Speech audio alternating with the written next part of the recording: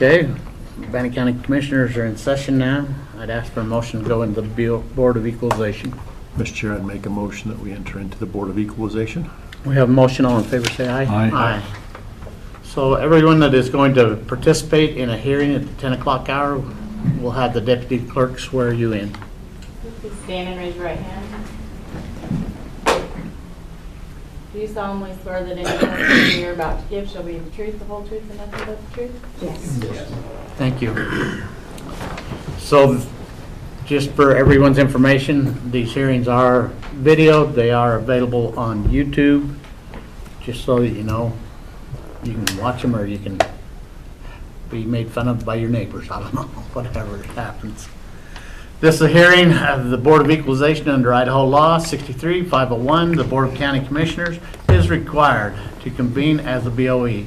We are here to determine market value under Idaho Code 63-205. All real, personal, and operating property subject to property taxation must be assessed annually at market value for assessment purposes as of 12:01 a.m. of the first day of January in the year in which such property taxes are levied. Furthermore, under Idaho Code 63-502, the function of the Board of Equalization shall be confined strictly to assuring that the market value for assessment purposes of property has been found by the assessor, and to the functions provided for in Chapter 6, Title 63, Idaho Code, relating to exemptions from taxation. It is hereby made the duty of the Board of Equalization to enforce and compel a proper classification and assessment of all property required under the provisions of this title to be entered on the property rolls, and in so doing, the Board of Equalization shall examine the rolls and shall raise or cause to be raised, or lower or cause to be lowered, the assessment of any property which, in the judgment of the Board, has not been properly assessed. The taxpayer shall have the burden of proof in seeking affirmative relief to establish that the determination of the assessor is erroneous, including any determination of assessed value. A preponderance of the evidence shall suffice to sustain the burden of proof. We're here to discuss the market value of the property, the condition, state, or information that is relevant to this topic.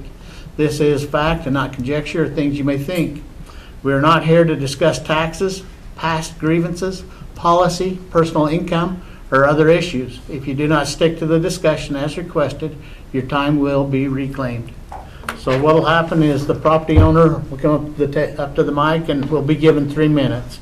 The white light comes on. It's green actually when it comes on.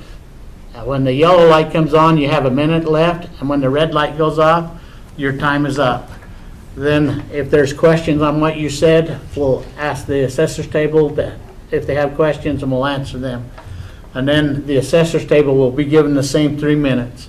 If there's questions about what the assessor says at this time, the appellant will be given, will answer those questions at that time. Then the board will have a discussion. The rules are to be kind, direct all questions or comments to the board, the three of us. If your conduct is out of line, you will be warned. If your conduct continues to be out of line, you will be asked to leave or escorted from the premises. Ms. Vandermeer, tomorrow. You're first, please.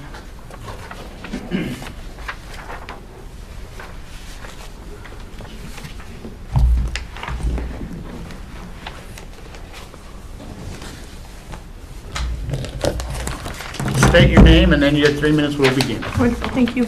Taylor Vandemar, 1742 Satterfield. Okay. I'm here again this year disputing my evaluation. Last year I received a 46% increase in my value. This year I received almost a $48,000 additional.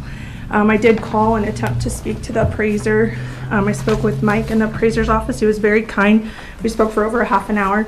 There was zero negotiating, though he did explain a lot to me. We had a very healthy debate and discussion. A lot of the things he explained to me didn't quite make sense, so I did a lot of digging. As you can see in the packet that I brought up earlier this week, I put all of the properties, every parcel from end to end on both sides of Satterfield into a table. In doing so, I discovered that one of the things he was telling me was that the east and the west side, my property is on the east side of Satterfield, my lot is worth far more than property on the west side. I would greatly dispute that. For one, the west side is the side that has the views. They can see the fireworks and sunsets and all the great things. I don't have that. I see the side of my neighbor's 6,300 square foot house. I don't have any view. Secondly, he made a statement regarding Upper Satterfield versus Lower Satterfield. Upper Satterfield starting at the intersection of Hillview and Satterfield, which is about 4 homes down from me. I did look at that data as well. That is true. The houses are, I think, around 45,000 more on average. I think you can look at the data, every row, and say, okay, there's some on Lower Satterfield that are worth $450, and there's some on Upper Satterfield that are worth $450, and likewise with the $600,000 to $700,000 homes. It's a very big mix. I think that's a really general statement to say that, Upper is just so much nicer. I realize that the temple's there. I realize that those lots are valued at more. But when I moved here 8 years ago, I looked at those homes. I looked at a spec house on Andrew. I chose not to move there because I didn't want those taxes. I didn't want that. I think arguably also you can look at the traffic on Satterfield, which I've provided you with a copy of a traffic study that was completed by the city. In 2019, I worked with Mike over at the city because we were so concerned about our kids walking to the bus stop and crossing the street and things like that. You can see that cars go, while the speed limit's 25 and 30 on Satterfield, the average speed's 37. And cars routinely go 40 to 50, and there's numerous occurrences in that study over 60 and 70 miles an hour on Satterfield. It's very noisy. I would argue, it's not at a premium to live on Satterfield. It's at a detriment. And also, you look at my lot. I'm on a postage stamp. I'm on 0.30 acres. We're comparing me to the house behind me. I spoke with the assessor. I obviously understand that the numbers. Yep. Okay, thank you. You're welcome. Thank you. Questions? No. Your 3 minutes begin now. Okay, the Collins house is 1742 Satterfield. I'll have to be, by the state requirements, to be 100% of market value. That is the market value. All of our comparables are in the same area up there. Comp number 1 is on Clearwater. Her square footage is at 5939. First comp is at 3650. Hers comes in at $104 a square foot. We're seeing the first comp at 145. Second comparable is on Satterfield as well, 3,488 square feet. That one comes in at 141 a square foot. The other one is on Shelley. A little bit more on square footage. That one comes in at $114 a square foot. That is in Schedule A, which is the highest that we have. And like I said, we have to be at 100% market value, and that's what the sales we're seeing up in that area. That's all I have on that. Okay. Questions about what he just stated? I received other comps. They're You're not talking to us, okay? Yeah, they're not necessarily in line with, there's 10 comparables here. I found the average to be 656,000. Or the comps state that the average is 656,600 between those 6 comps. That does include the property on Shelley. That lot is double the size of mine. That home is 20 years newer and fully renovated. Okay. Questions? Comments? So you did fill out quite a packet here. But part of it doesn't tell me a whole lot because Okay. I don't know where you're getting your numbers from. I don't know any of the history. To me, it's a chart with a bunch of numbers on it. Yeah, well, that table is every property listed from north to south. I started listing them, it says like at the top of the table, east, south, from the east to the top to the bottom, and then the west side, top to bottom. And where did you get that data from? I pulled it off of the ArcGIS off the county's website Okay, for every parcel from end to end on both sides of Satterfield. yeah. And I want to commend you on your packet. Great job. Love it. Appreciate that. Yeah. Problem is, you're using outdated data on the parcel data, all of the, Right. and you don't have access to Yeah, that. So- exactly. The So no, results aren't certified, yeah. I'm looking at the data for this year, and you don't have access to that, so again, I Right. apologize for that, but all the lots up there have been standardizing 120,000, so they're all the same now, North and south, All of east it. and west, because, all of okay. them. So that part has been addressed. The inequity that you were addressing there, I think has been addressed and satisfied there. And I look at the comps that you gave us, which again, great job on that. And if I go through and time adjust some of those sales, that puts you right in line with the assessment that the assessor has given you. And so, and then I disagree with some of the things you talk about, that Satterfield is not a desirable place to live. I also understand your traffic concerns. Yeah. I've been up there, I've seen some of that, so I understand that. But I don't see enough compelling evidence to make a change at this point in time. That's, Comments from anybody else? that's what I felt. And the road noise and stuff like that, I mean, I've dealt with no road noise, and I live in Ingham. Understand, yeah. And the speed going up, I live on Rapid Creek Road. And the speed, I understand all that. We put a speed limit deal on our road too, and the highest I saw was 58 going in front of my house at a 25-mile-an-hour speed zone. Yeah. So I understand all those things, but I don't see a preponderance of evidence myself. Even the comparable on Zillow with the price difference between this year and last year and the decrease in the Zillow price.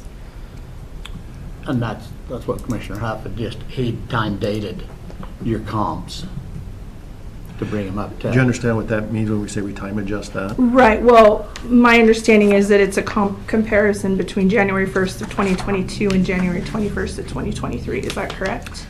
Yeah, but like on your first one that you have, for example, you've got your first sale was in June of 2022. So I time adjust that to January 1st, and that brings me up to a price that's more in line with, that January 1st date. So you go from 565 on a sale of June, or May, time adjust that forward, takes you to a time adjusted price of 644, using 2% a month, right? Isn't that what we've talked about? Yes. Okay. So I go through and I do that with some of your other sales, and again, that's how I get that even the comps that you use put you in the price range that the assessor has you at, using your comps. So again, I commend you on a great packet, loved it. Spent a lot of time going through it, trying to find some way to agree with you, but I just couldn't find enough compelling evidence to change, especially when all of the lots, which was the biggest issue for you. Yeah. And you said last year, your price went up 46%. and this- Overall. Yeah, and this year you went up 48,000, which was only a 6% increase Right, in overall value. predominantly land, yeah. Which is below what the market moved, because I think the market moved probably 10% or more. Can you confirm or deny that, assessors? Depending on area, some areas higher than others, but overall. Okay. So I felt like overall you're in line with probably where you should be. So, Mr. Chair, on parcel CP 1000100, make a motion that we uphold the assessed value at this time. Do we have a motion? All in favor, say aye. Aye. So we did uphold their value. You're gonna receive a letter here in a couple of weeks. It's gonna say exactly what happened. At that time, you'll have the ability to reappeal to a state or to go to the district court. I will do that, thank you so much. Thank you. Thanks. All right, Nicholas.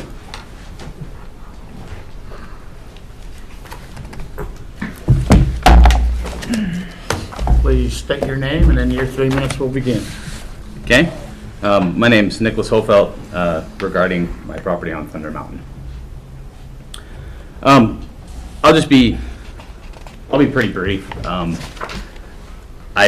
wasn't going to spend a ton of time on this, as you know, I've read the comments with regards to people who did this, and so I mean, as far as the property up Thunder Mountain, my entire access to my property on Thunder Mountain is via a Jeep trail. It is via a easement that goes through the entire frontage of my neighbor's property in order to even get into my property. The cost to put a road in there to even get basic services, like if I wanted to have propane or anything of that nature, is prohibitive, including the fact that I would be I would be required to improve my neighbor's property to even do that. I went through the numbers. I had talked to our assessor, and I talked to Dana Harris, who was very helpful with regards to some of these issues. But the base rate that was applied to the property, they applied it to approximately a third of the property, where in reality, when you measure it out and actually walk the property, I use Google Maps to do it, so it's not 1,000% accurate.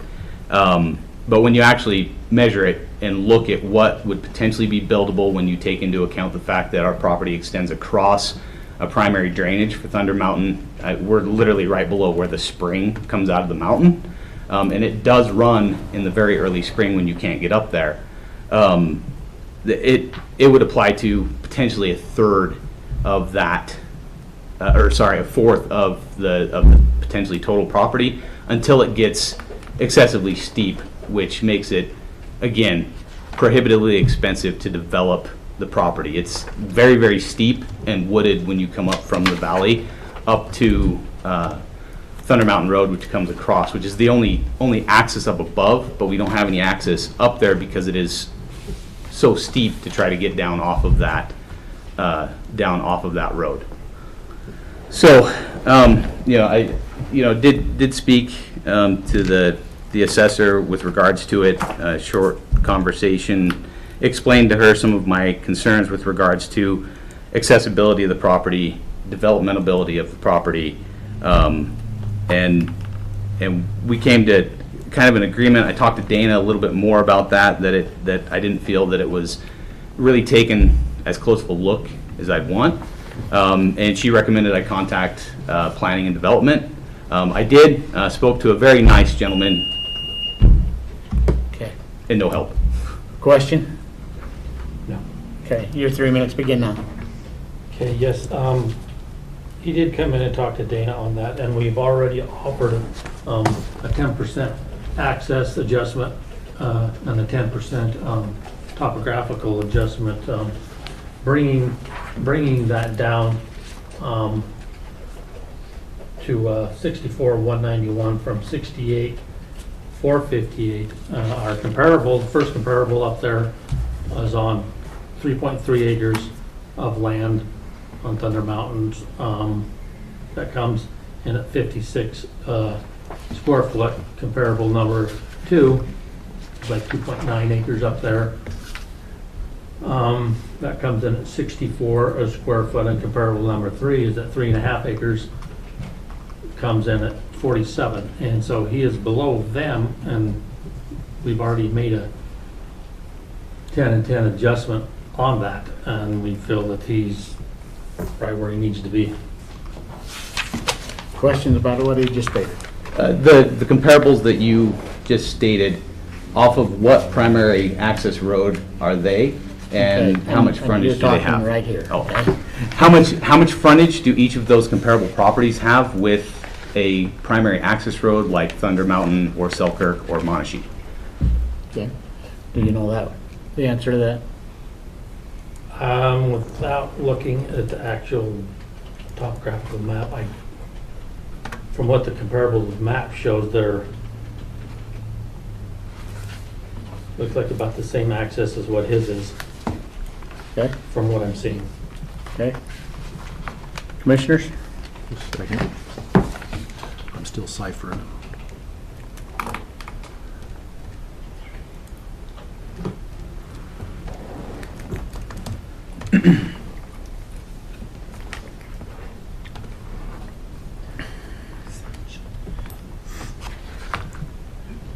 I can just tell you that you're probably the 10th, the 15th person from that area up there that has come in and had a conversation. And each of the properties have been kind of looked at in a way that you do have a building, you have the right for a building permit. Is it feasible? I don't know.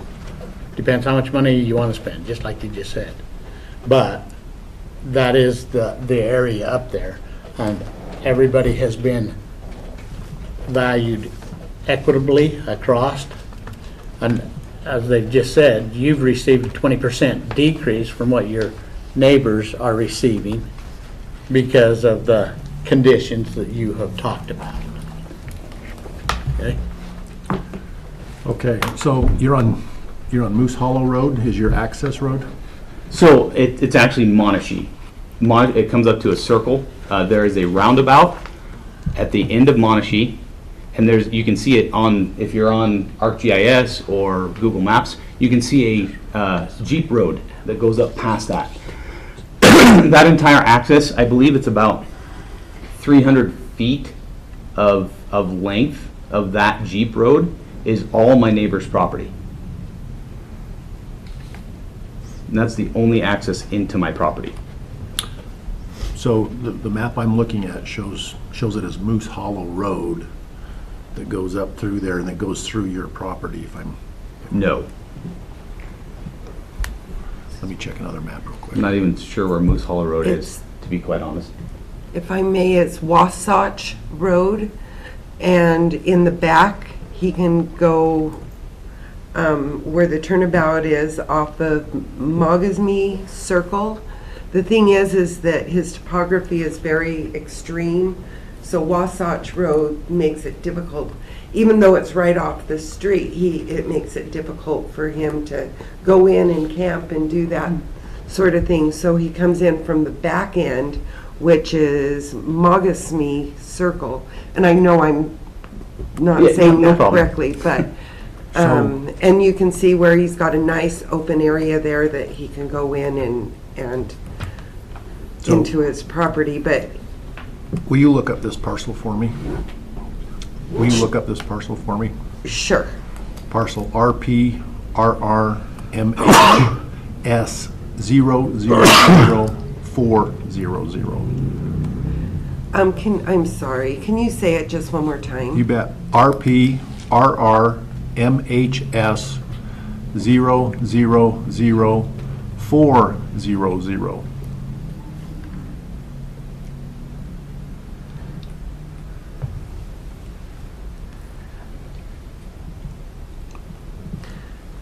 I think I'm brutalizing that parcel number. RPRRT. No, MHS. MHF is in Frank? S is in Sam. S. Okay, gotcha.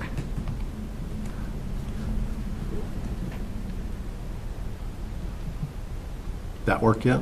Yes. Okay. That's on the opposite side, isn't it? That should be touching his property if I am correct. I am not seeing No. that touch his property, no. Alright. It should be a TMR for Thunder Mountain Ranch. Moose Hollow Road, I think, is on, what's the big development on the other side of Lava? Lava Ranch. You're welcome to look at my computer if you'd like. I do have his parcel up on it. All right, let me look at that.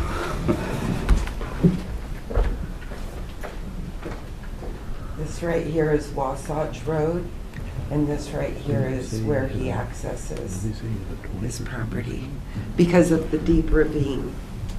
Started at 68. And a 10% discount would have put it at 62.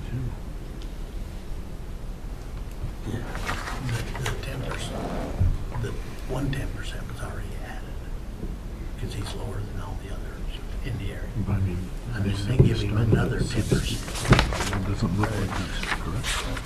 Well, Because it starts at 68, Ernie, right? just a math question. If it was actually a 10% reduction where I was originally valued at 68,000, that would be $6,800, and that's not That's what's. the discussion we're having Right. right here. And it's because of the schedule regarding home site versus additional acres. The reduction was applied to the additional acres schedule and not the home site schedule, which is applicable if the home site area was equitable to the 1 acre as placed here, which may be a requirement of statutes that's the minimum that they can do. Sorry. Well, anyway, Mr. Chair, I was looking at the wrong parcel, so my argument didn't work at the moment, so. Okay. And the conversation that Commissioner Crowder and I was having was 10%. So there was 10% originally, and that's what brought it to 68,458, and then another 10%. No, So this is not 20% off the 68.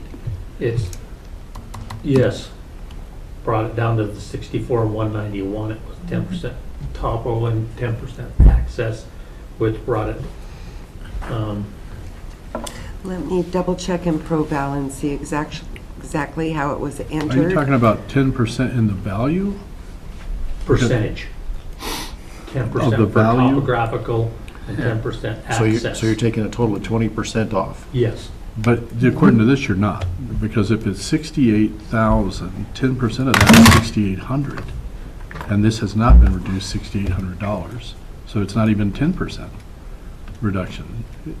Should be 54,766 if you're taking 20% off, What is the parcel number?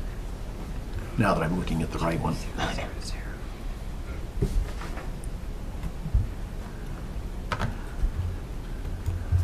Yeah, It was taken off of the additional acres because there is one, at least 1 acre that's got the main value that is accessible, and there's not a lot of topography, but the additional acres, 10% was taken off of it for access and additional, so 20%, but not off of the full thing. So I'm the first sorry. acre was 46,000. Yes. yes. Okay. And then you have 2.3 acres, that 20% was taken off the value of those, Off of the additional acre value. the 2.3. And that is broken down, you can see it on the property record card. Yeah, It'll show the first acre being at 46,000, and then additional acres with the You can see where the 10% and 20% 10%. was applied to that. Okay, there it is, on the bottom yes, there. yes. Okay. All right, now we're on the same page. The math wasn't figuring correct to me. All right. We've had discussion. Mr. Chair, I would move that we take, apply the 10% to the first building lot as well, due to the location and the access issues as identified. So, Be an additional that would be, 4,600. yeah, so it'd be 41,400 plus 18,191.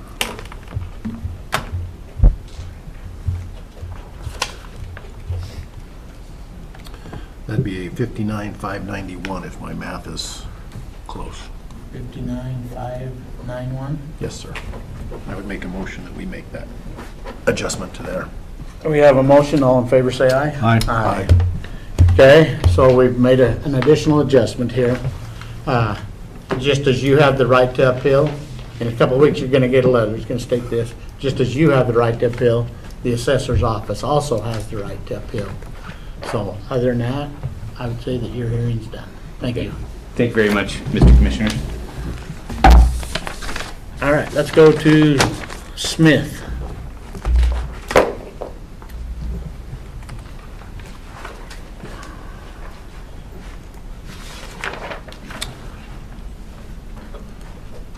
Mr. Chair, this is the parcel I was looking at incorrectly on the last one.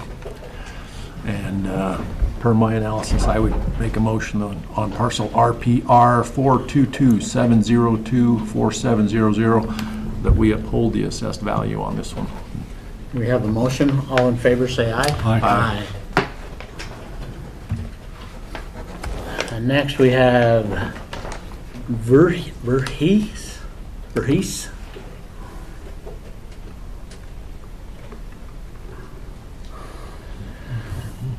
And there was no preponderance of evidence even submitted with this appeal. No. Mr. Chair, on parcel RPHY 003400, due to a lack of a preponderance of evidence, I make, Commissioner, you missed a letter in this thing. RPHY 003400. How's that? Isn't there another P in there, or did I miss something? Yes, there is. So, RP, Oh, it's at the very one, HYP, okay. 003400, that we uphold the assessor's value. We have a motion. All in favor, say aye. Aye. Okay, so that brings us to our administrative.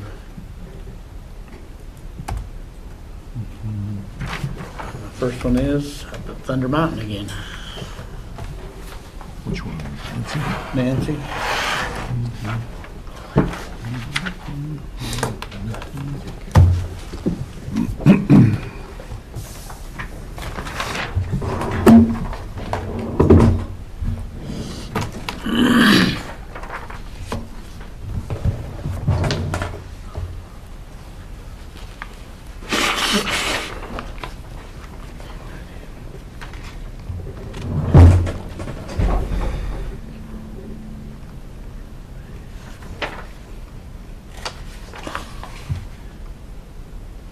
And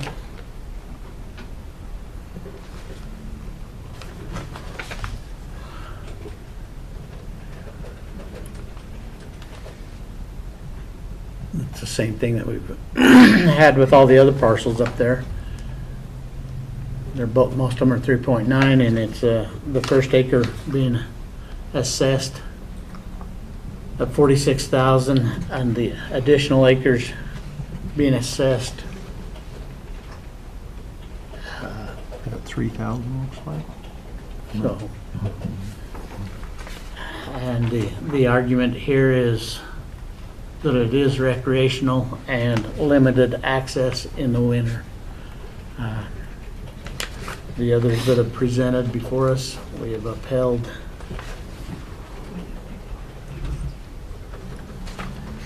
After they've done their evaluation this year, we've upheld the values in this area.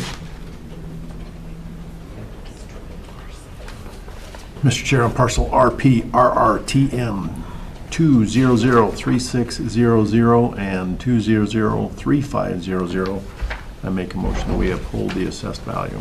We have a motion. All in favor, say aye. Aye. And then the next two are actually the same companies.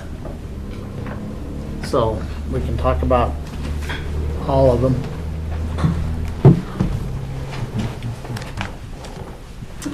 Just for your information, parcel ending in 8100, they've withdrew on it. So we're good there. so we're only looking at 601? We're looking at Dell's Auto Supply and Go LLC. They're both the same company. Oh, And so we're looking at 4 properties still. Or 1, 2, 3 properties, because the one has been withdrawn. So let's go ahead and start with the Dells. And Okay.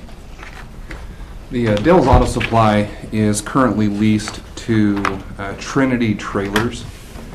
And so when we went through and did our analysis of the South Fifth Corridor in respect to land values for commercial property, we placed this, along with all the other properties out there, on a similar land schedule. And what we found when we did that is this property the land appeared to have been undervalued. And so that's where we saw the largest increase. The land value went from $466,000 to $843,000. The trailer, or not trailer, the trailer building itself, it took a very small increase.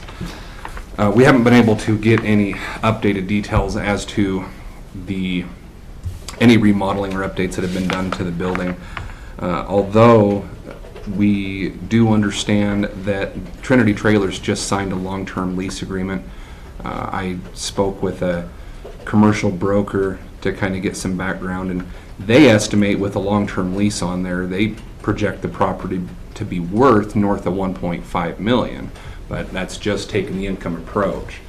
When we look at the sales approach, we acknowledge there may be a case to be made that the improvement value itself does need to come up if we can gather additional information for any updates. But right now, when we look at the property, we do know that it may be on the lower end even with that steep increase, but we still feel that the land itself is definitely equitable with everything else.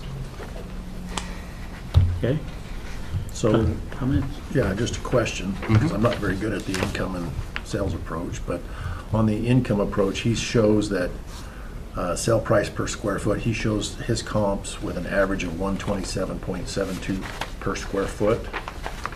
That's what he's showing. So just make sure I'm tracking. If I take his 10,000 square feet, multiply it by what he says is the average of 127.72, I get 1.27 million for the value of the property. Is that an accurate way to look at that? That's one of the ways that we would look at it, yes. Okay. So Another one that we looked at with that income approach is where the appellant had stated that with an 8% cap rate, they feel it'd be closer to $825,000. When we spoke to some brokers in the commercial world, they said right now for a building like this, a 6% cap rate will be a lot more in line, which again puts us closer to 1.2. Okay, so using their own number of 127 times their square footage puts them at 1.2, which again is above what you say the property is valued at, because you have it at 900,000, 955. Yeah, 955. Okay, Mr. Chair, I make a motion that on parcel RPR 401-300-7305 that we uphold the assessed value. I have a motion, all in favor, say aye. Aye. And just for my edification, Jason, just tell me about the cap rate real quick and why a 6% cap rate is more valuable than an 8% cap rate. Good question. So with the way that we would use a capitalization rate to try and determine basically what the lease value of the property is you would take your annual net operating income, so that's your gross minus all of the appropriate expenses.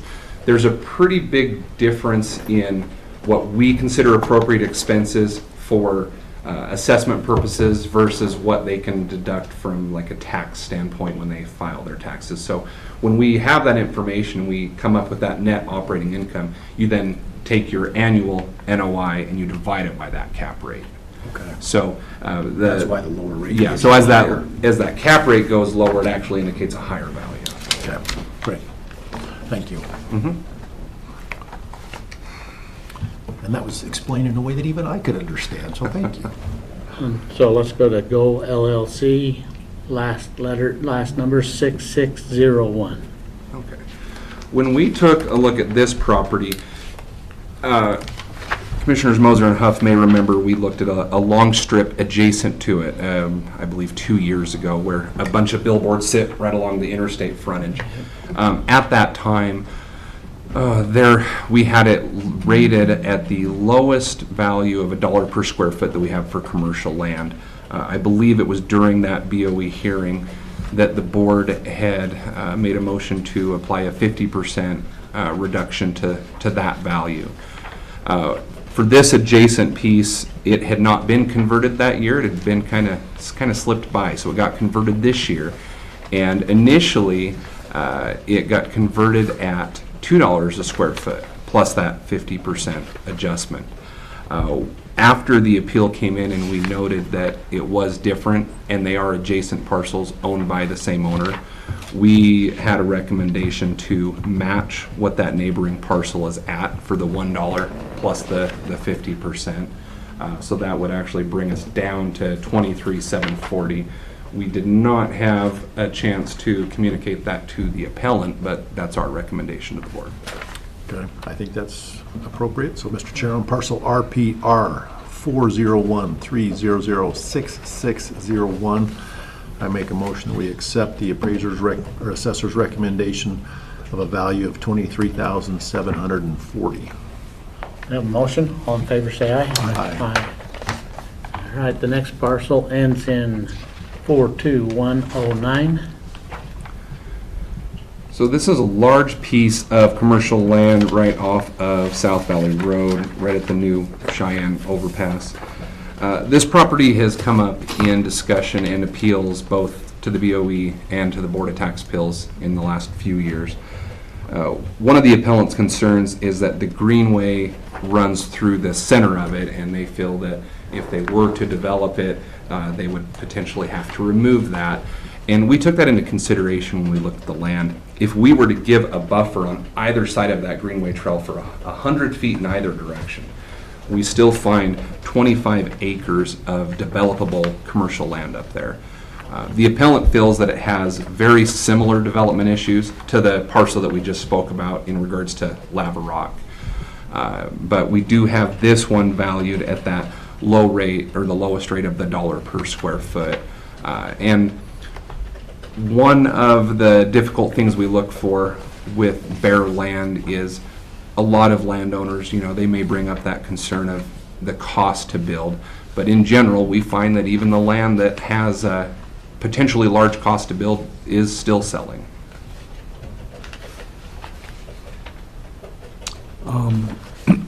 So this went to the state tax board, right, in 2020? I believe it was 2020. And we, at the time, I think you guys had valued it somewhere over 100 grand, right? And they reduced it to 14,000, right?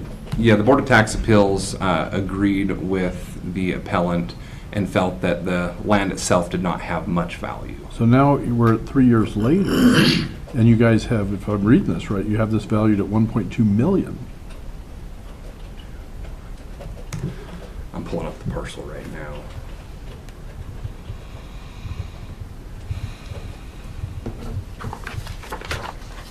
Yeah, right now we are sitting at 1.2.